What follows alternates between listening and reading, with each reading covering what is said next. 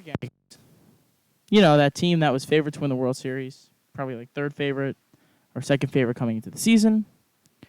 You know, the team with the second highest payroll in all the sports or all of baseball. The team that was scrounging for pennies to make sure they don't go over the luxury tax because they're right there. That team that is now 41-41 halfway through the season. There's a lot of reasons why the Yankees are bad. There's a lot. And they are bad.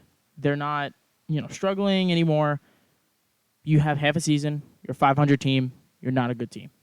That's simply put like that. They started off poorly, went on a nice stretch, back and forth, streaky, not streaky, whatever you want to call it. The Yankees are not a good team.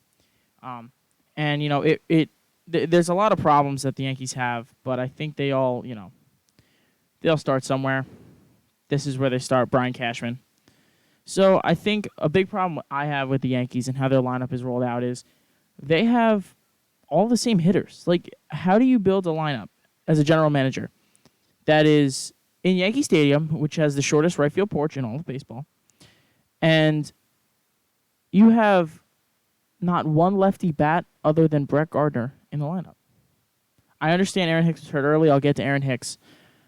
Brett Gardner's your only lefty, and he was brought in to be a backup fourth center fielder. That's it. You built this team poorly, Mr. Cashman. Simply put, think about it this way. You have an advantage in your stadium. That short porch, you have an advantage over opposing pitchers, opposing teams, and you could build yourself into your stadium. Because remember, you're in your home stadium for 80 games a year, 81 games a year. And the fact is, they didn't build the roster like it plays in that stadium. They built that roster like it was for Camden Yards. I don't understand. I really don't understand what Brian Cashman's thought process is. I mean, the guys in this lineup, you have a lot of guys that are home run, strikeout, walk guys, all from the right side, which is, it's okay if you have some of those in your lineup. It is. It's okay.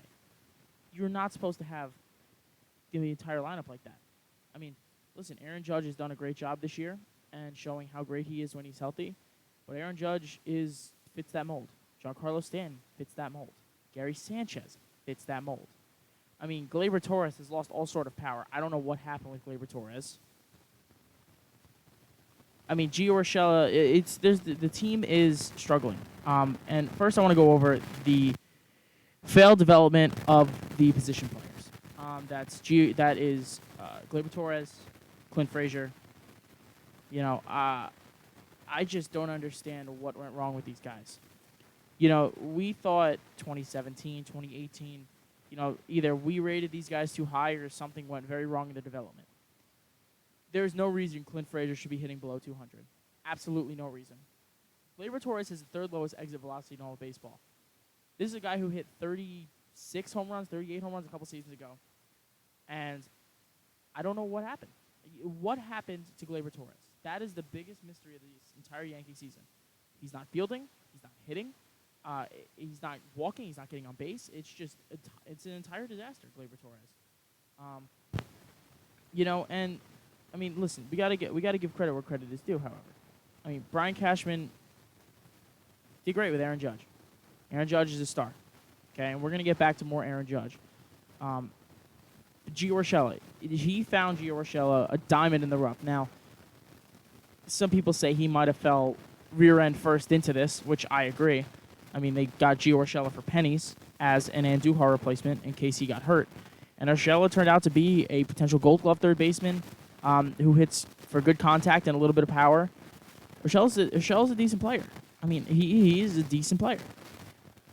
But let's get into some of the problems. It is very, very concerning that Garrett Cole is under the list of problems. Him in a role as Chapman, I'll get to Chapman, but Cole, first of all, little background. Cole, since he's been a Pirate, has been one of my favorite players in baseball. Before he was even an Astro. I mean, I have a T-shirt of him as an Astro. So that's how, I'm not just some Yankee fan stan. No. I was always a Garrett Cole fan. And what I'm seeing recently is concerning. And, everyone's going to go to the crackdown on the spider tack or this and that and whatever. And that, for me, is not the problem I see with Garrett Cole. I mean, I'm sure part of that is it's related, but more the issue with Cole is his command. I know he needs the spin rate for whatever this, that, and the spider tack and, sunscreen rosin, whatever. But my opinion is his control decides how he's going to do in a start. For a little perspective in this season, he started 17 times. 13 of those 17 times he's allowed 2 runs or less. Fantastic.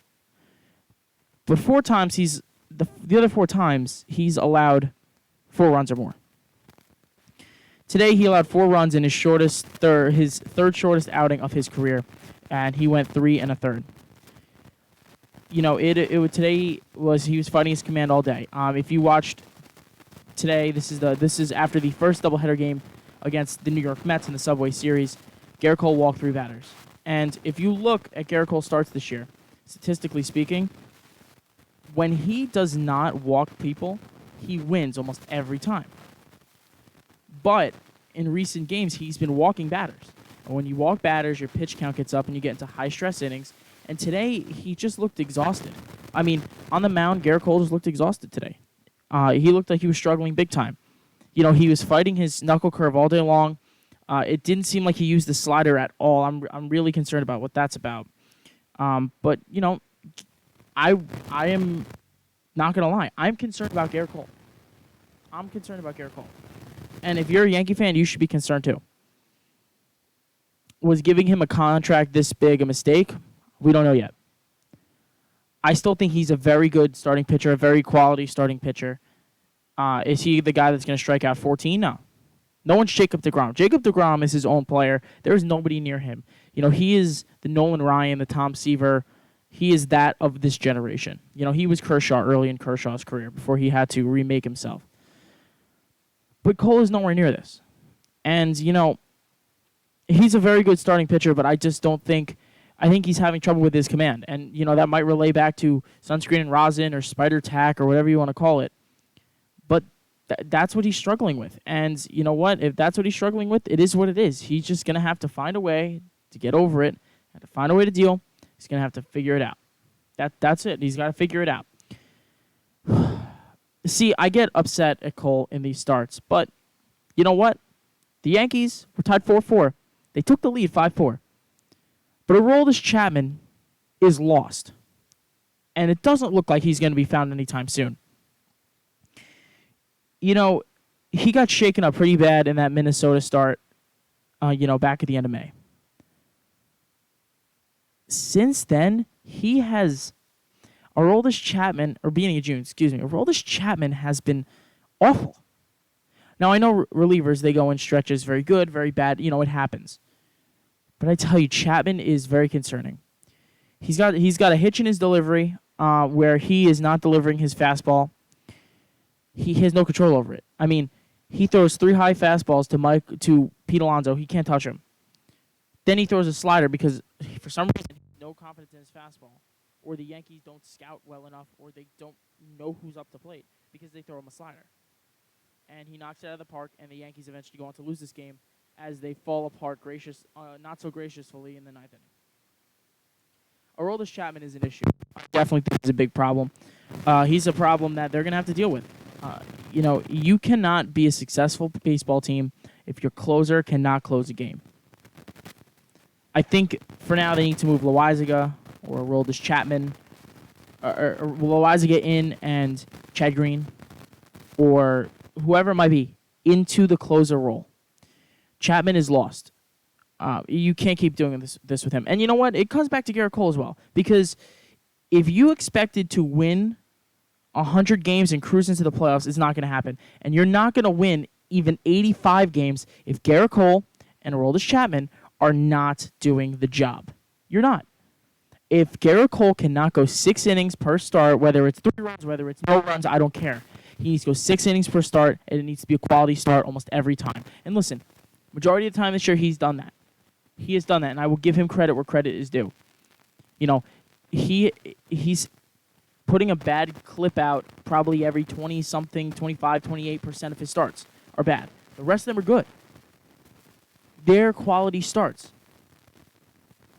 But the problem is, you can't if he's not going to be that way, if he's not going to be the ace that you sign, you have a major issue. You do. But I think all of the problems, they rely with this guy. I mean, I really think Brian Cashman's done a terrible job. Aaron Boone has also done a terrible job. My biggest beef with Chapman is this Stanton, is the whole timeline of this Stanton trade. What's going on with Giancarlo? As good of a hitter as Giancarlo is, you are not paying almost $30 million for Giancarlo Stanton to be a designated hitter. No, that is just awful. Because you know what? You could have found Nelson Cruz he's 40. He can't run either. He's a better hitter than Stanton. And he's, what, 8, 9, 10 years older? I mean, come on. And he costs less than a third. He costs about a third of Stanton's contract. It's something to think about. It really is something to think about, Brian Cashman. And you know what? The question comes back to now Aaron Judge. He's shown you that he can stay healthy. And, besides an oblique strain and a calf strain that he had 2 different points in his career, he's been relatively healthy.